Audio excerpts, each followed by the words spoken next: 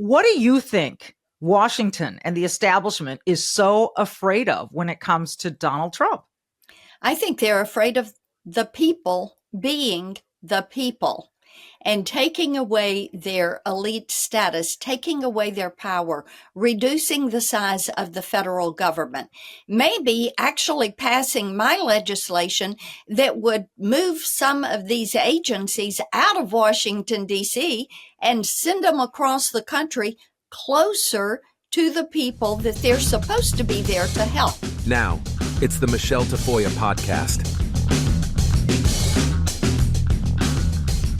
Senator Marsha Blackburn has represented Tennessee in the Senate for many years and is seeing firsthand what's going on the ground in Tennessee. We'll talk to her about that. We'll talk to her about Title IX, which is an issue that is near and dear to her heart, and where we stand today. We're seeing some interesting trends here.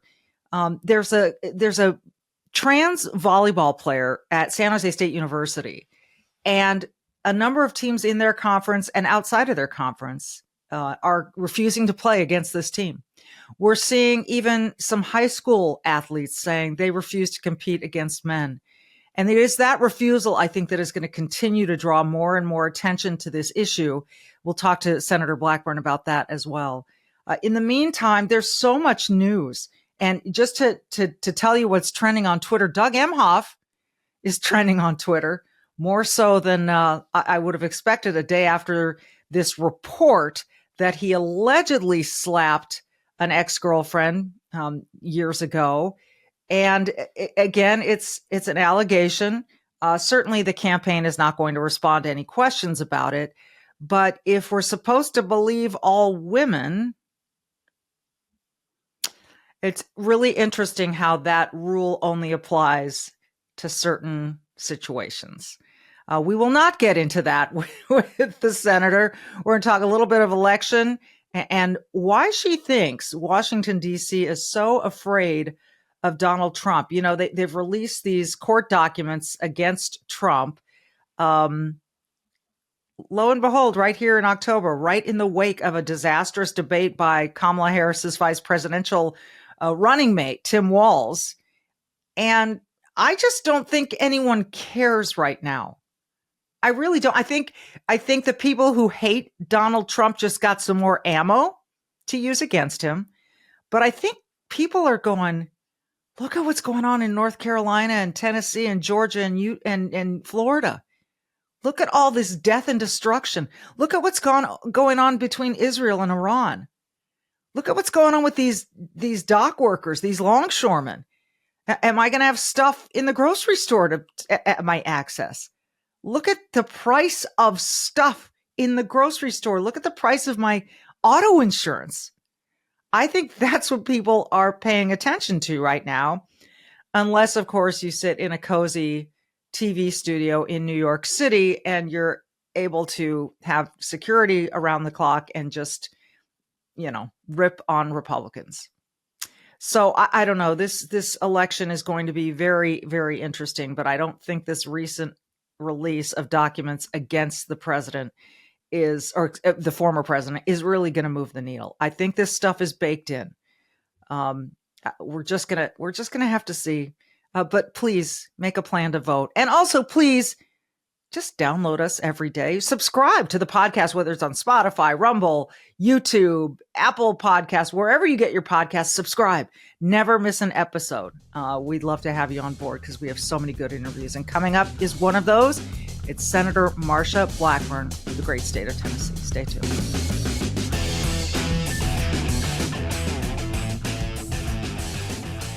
Are you feeling overwhelmed by the increasing cost of health insurance? Have you seen these prices?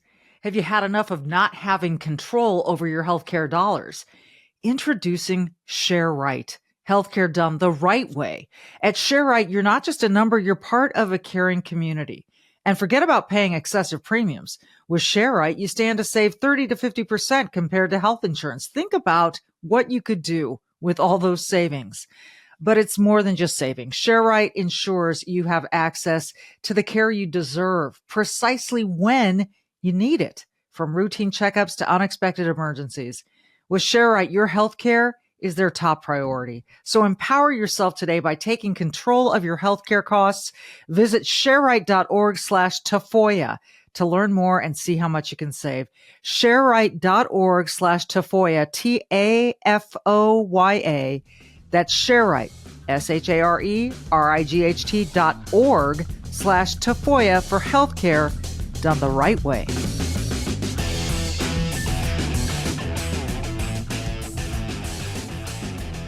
Well, it's an honor and a privilege to welcome Senator Marsha Blackburn from the great state of Tennessee. And Senator, I need to start with your state and how it's recovering this morning from the effects of Hurricane Helene. We've seen so many devastating images. And the images, I'm telling you, when you're on the ground and in the middle of it, you realize how much more horrific it is and how much more widespread it is from just seeing the images. And there is death and destruction. We've got 23 people still missing in Tennessee. There are 9 fatalities. We have communities that are still cut off. We've got 5 bridges that we know have been condemned, or either they've been washed out.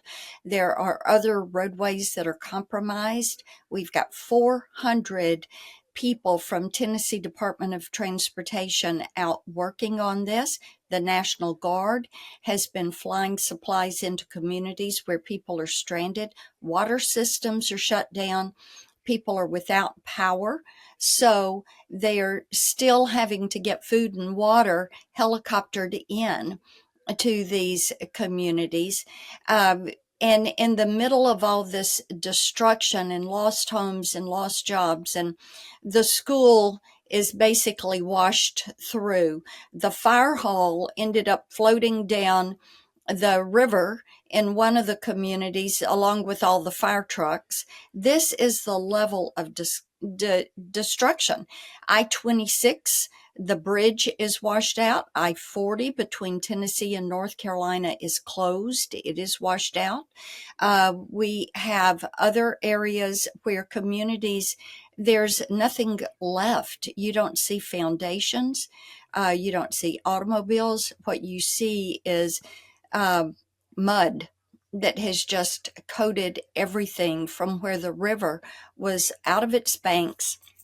The water was coming over down the river, down through the gorge and through the river at over 1 million gallons a second. Oh, that is gosh. More than Niagara Falls.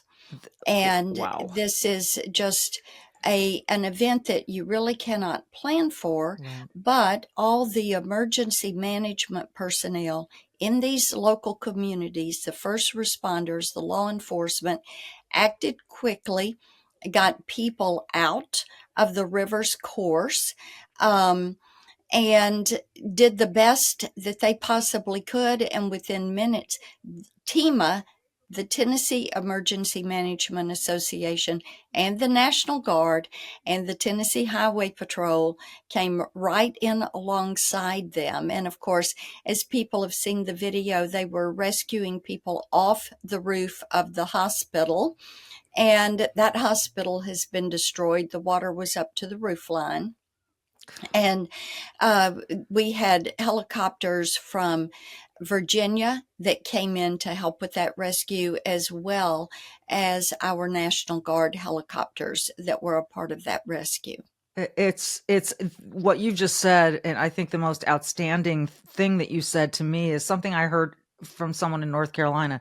No matter what you see on television, it's far worse. You can't, That's right. The pictures just don't do it justice.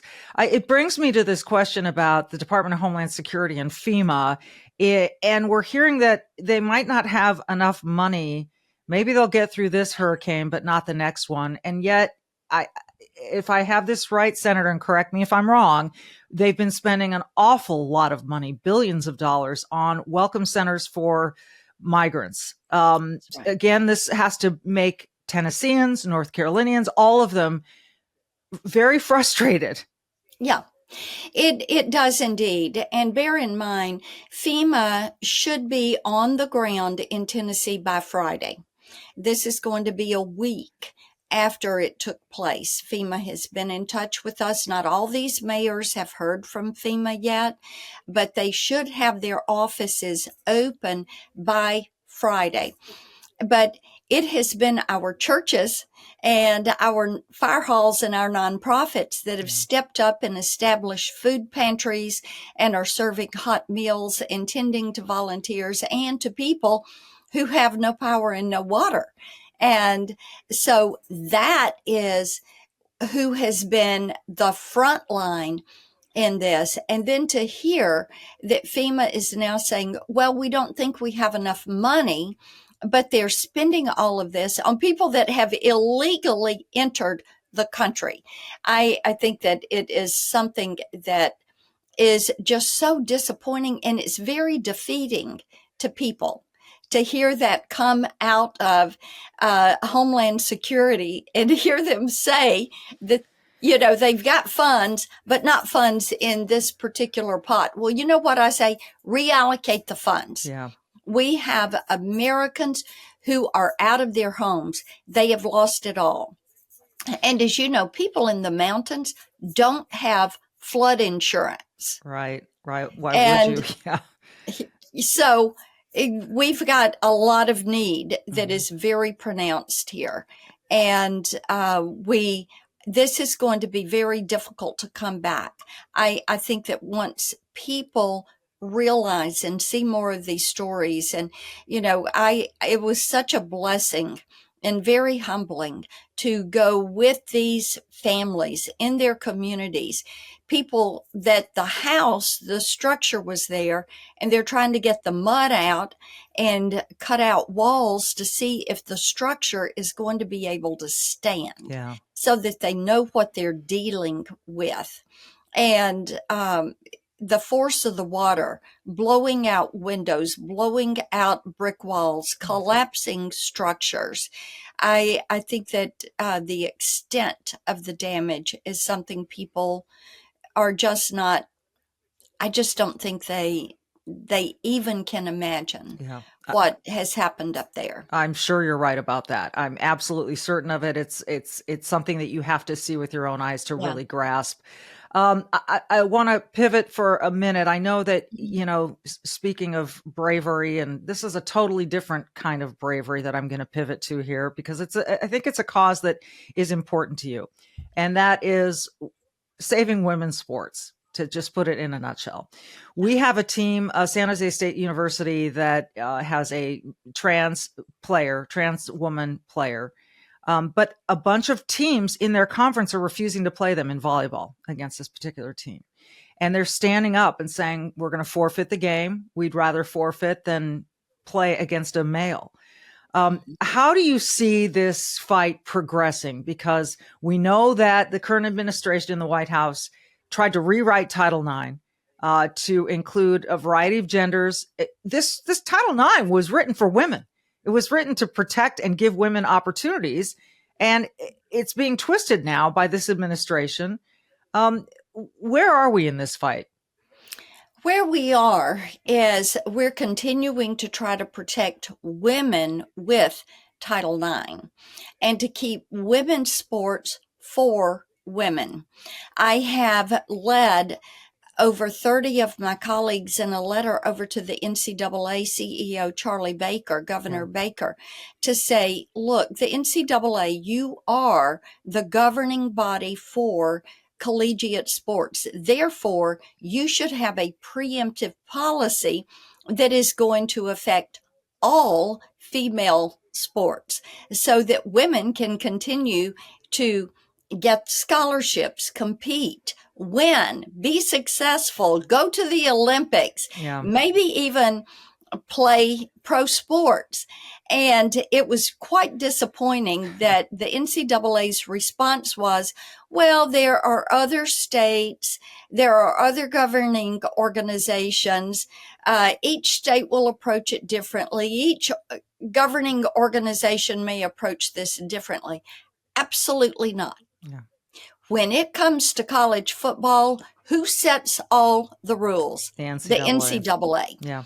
And in order to protect women in their sports and their particular sport, of course, whether it's golf or tennis or volleyball or softball or any other sport, my goodness, establish a policy and protect women's sports for women. Yeah, I saw the response letter from Charlie Baker. You mentioned him as a governor, former governor of Massachusetts, and now the head of the NCAA. And it was pathetic because he basically punted and said, we're going to just try to align with all the other governing bodies of sport. That is a punt. That is a coward's way out of this argument.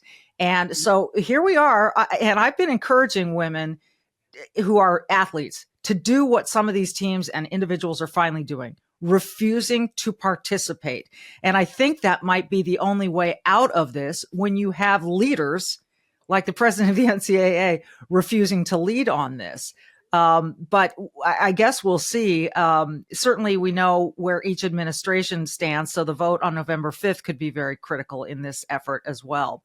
And speaking of that, Senator, before I let you go, I wanted to get your thoughts on, we've had this additional quote unquote bombshell of charges released, files released about President Trump and what happened on January 6th and the rest. And it doesn't really seem to be moving the needle, I think, the way that Democrats would like. The timing of this unsealing of these filings is curious to say the least. And the purpose of it is, I don't understand it. What do you make of all of this? This is another attempt by the left to try to take down President Donald Trump. And they have been on his case since 2015 when he said, I'm going to run. And they have not let up. They've tried to impeach. They have tried to get him in court. They have tried to take down businesses. They've tried to just block him out. What they're missing is the fact that the American people don't believe them. And once they realize Russia collusion was a hoax and that Hunter Biden's laptop was real, I think people kind of caught on to this. And they are tired of two tiers of justice. They are tired of two tiers of treatment. And they know that if they can do this to Donald Trump, they can do it to them. And the reason you continue to see President Trump and J.D. Vance climbing the polls is because the American people are saying, hey, wait a minute. We know what you have done. And whether it is Biden or whether it's Harris, we know it's the same group of people that are the cabal behind the curtain that are calling all the shots. And since Barack Obama was president, they have said, we want to radically transform this government. And hardworking people are saying, oh, no, wait a minute. You're not going to take away my freedom of speech. You're not going to take away my rights. We want our freedoms. And you are trying to give all of the power to the elite and take it away from hardworking taxpayers. I mean, look at what they would do with the economy and with taxes. Yeah. A Kamala Harris administration plans to raise $5 trillion in new taxes over the next 10 years. Think about that one. That much of an increase in taxes. And their spending plan would be about $80 trillion over the next 10 years. Their numbers are so big and it's just almost unimaginable as to what would happen with our nation's debt. Well, that is a scary thing. And I think more people need to pay attention to the national debt for sure. And we need to make it understandable for people. But let me finally ask you, to me, what all of this screams of, and I think a lot of people are feeling this, they're really afraid of Donald Trump, but not for the reasons they profess to be afraid of him. They like to say he's going to be a dictator on day one, an authoritarian, and he's never going to give up power if he's elected. I don't really think that that's the genuine fear. What do you think Washington and the establishment is so afraid of when it comes to Donald Trump? I think they're afraid of the people being the people and taking away their elite status, taking away their power, reducing the size of the federal government, maybe actually passing my legislation that would move some of these agencies out of Washington, D.C. and send them across the country closer to the people that they're supposed to be there to help. Mm-hmm. And I think that they are afraid of that. They are very cozy with having control and having it centralized in the federal government in Washington. Our governors don't want that. Our city mayors don't want that. Our directors of school don't want that. They want to be able to make decisions that are going to serve the people better. I ask everyone who appears, almost everyone, what gives you hope right now? Because we're in a really divisive time, Senator. You know that as well as anybody. And it feels dark and a little scary. Yeah. So what gives you hope? That the people will rise up and be the people. That they will say no to power and control in Washington, and that they will support us as we try to reduce the size of the federal government, reduce taxes, and send that power back to our state and local communities. Senator Marsha Blackburn, we wish you and everyone in Tennessee Thank you. Quick recovery. Thank you so much for your time. You got it. Take care.